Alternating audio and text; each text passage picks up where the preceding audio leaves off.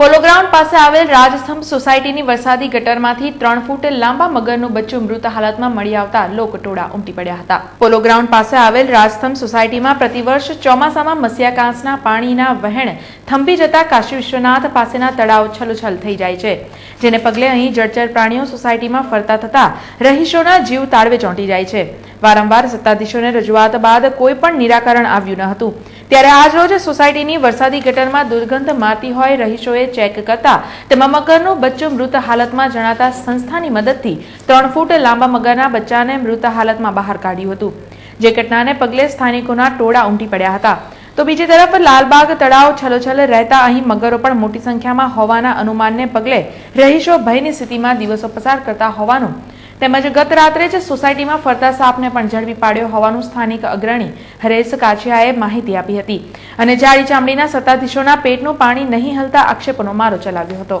સોસાયટીમાં વરસાદી કાસી અંદર બ્લોક નંબર 290 પાસે વરસાદી કાસ છે, એમાં એનું ઢાંકણ ખોલતા ગંદા આવતા અમને જાણવા મળ્યું તો ખોલ્યું, એમાંથી મરેલો મગર 3 ફૂટનો મગર અમને મળેલ છે અને એને એ લોકો લઈ ગયા છે અહીંથી મરેલાને। અને આ બાજુ આવા તળાવ છે અહીં ગાડી રાજસ્તંભની અંદર મોટું કાશીનાથ મંદિરની પાછળનું, વારંવાર તંત્રને રજૂઆત બહુ કરી કે ભાઈ આટલા બધા 50-60 મગર છે, એના બચ્ચા છે, પણ કોઈ એનું ધ્યાન દોરતું નથી। એવું છે કે અમને કઈ જગ્યાએ અહીં શું કરવું છે કંઈ ખબર પડતી નથી, પણ મગરનું ઉછેર કેન્દ્ર બનાવવાની ઈચ્છા મને લાગી રહી છે લોકોની, એટલે કશું કરતા નથી। રાતે 11 વાગે બી અમારા ઘર પાસે લગભગ 5 ફૂટનો મોટો સાપ પકડેલો છે, કોકોનાઇટ ગ્રુપવાળાના માણસો આવીને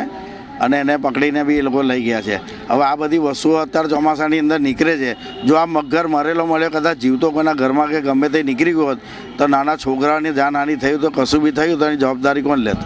કેવી પરિસ્થિતિ અત્યારે તો બહુ ખરાબ પરિસ્થિતિ છે, ગંધ મારે છે ને બધી રીતે કચરાના ઢગલા એટલા છે,